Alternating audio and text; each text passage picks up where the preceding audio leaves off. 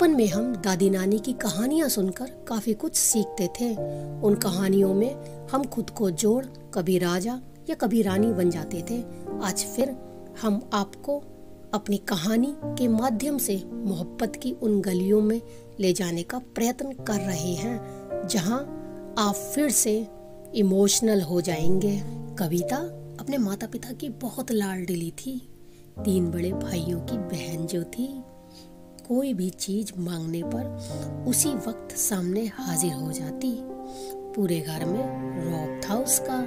पूरे परिवार और नौकरों पर राजकुमारी की तरह हुक्म चलाती थी कविता। स्कूल में भी पूरा रौब था उसका।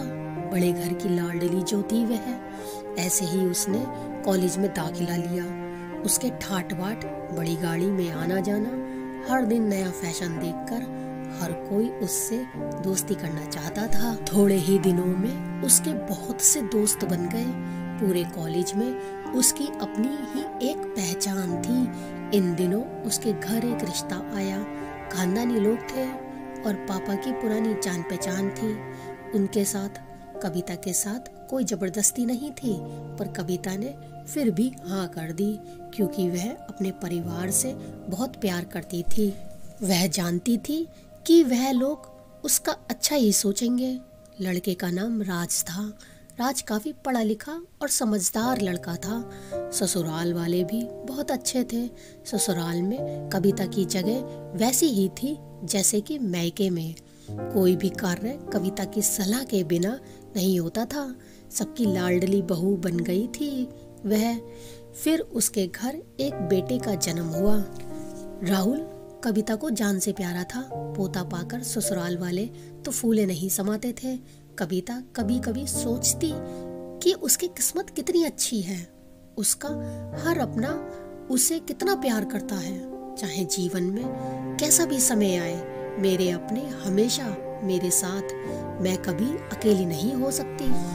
कितनी खुशकिस्मत हूँ मैं। पर शायद कविता की खुशियों को उसकी अपनी ही नजर लग गई थी। एक दिन वह मैके जाने की जिद कर बैठी। राज को बहुत काम था, लेकिन वह फिर भी उसे ले गया। रास्ते में उनकी गाड़ी अन्य गाड़ी से टकरा गई। कविता, राज और राहुल बहुत बुरी तरह से जख्मी हो गए। काफी दिनों के इलाज के बाद राज और राहुल तो ठीक हो गए, लेकिन कविता पूरी तरह ठीक न हो चुकी। सर पर चोट लगने के कारण वह अपनी आंखों की रोशनी खो बैठी। अब कविता की किस्मत जैसे उल्टे पांव चलने लगी। मायके वाले कुछ दिनों तक उसे मिलने आते रहे। फिर कभी कभार फोन ही करके पूछ लेते कि अब कैसी हो। धीरे धीरे ये सिलसिला भी कम हो गया। ससुराल वालों की सहानुभूति भी कम होने लगी। घर में किसी को पास बैठने के लिए कहती तो जवाब मिलता, बहुत काम है, अब तुम भी हाथ नहीं बटा सकती। राज भी चिड़चिड़ा हो गया था।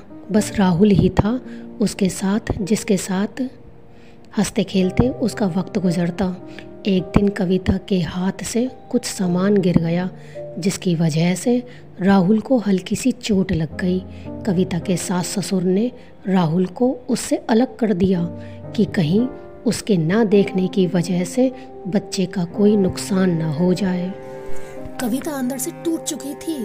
एक दिन उसने सबके सामने मैके जाने की इच्छा रखी तो राज उसे तुरंत मैके छोड़ आया, जैसे कि वह भी यही चाहता था। लेकिन राहुल को उसके साथ नहीं भेजा गया। कविता कभी राहुल से दूर नहीं रही थी, पर अपनी कमी के कारण उसने ज्यादा बहस नहीं की। कविता को लगा कि वह 3-4 दिन वहां रहेगी तो थोड़ा हवा पानी बदल जाएगा, क्योंकि वह कितने दिनों से कहीं भी बाहर नहीं गई थी। घर वाले भी इतने दिनों बाद उसे देखकर कितने खुश होंगे। कविता के घर पहुंचने पर सब लोग बहुत खुश हुए। खाने में सब कुछ कविता की पसंद का ही बना था।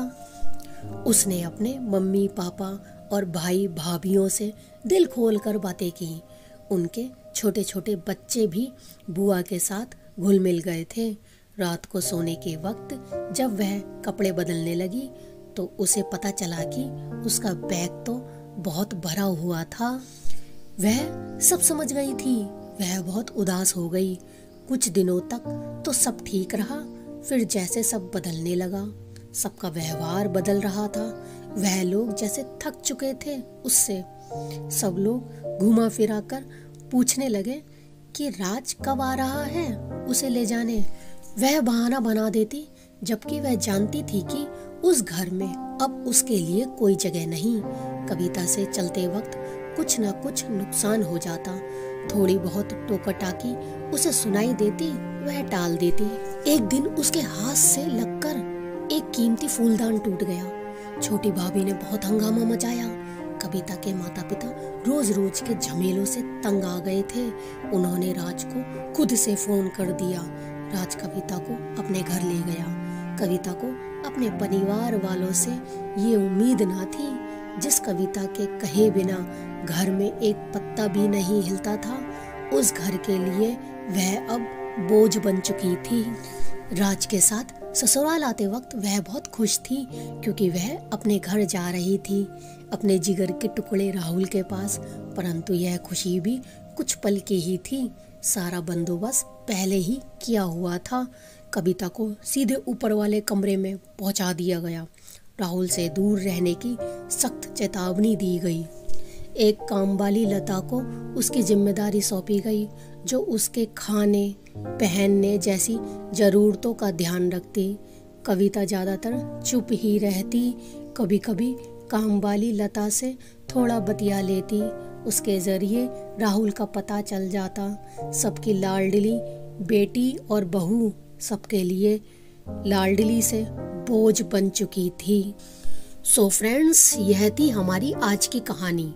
आपको कैसी लगी और क्या कहना है आपका इस कहानी के बारे में, कमेंट करके हमें ज़रूर बताएं।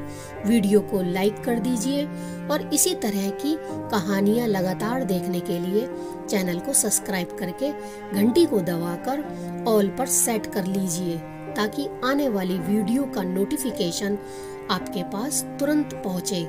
मैं मिलती हूँ आपसे अपनी अगली वीडियो में। तब तक के लिए धन्यवाद, शुक्रिया एंड टेक केयर।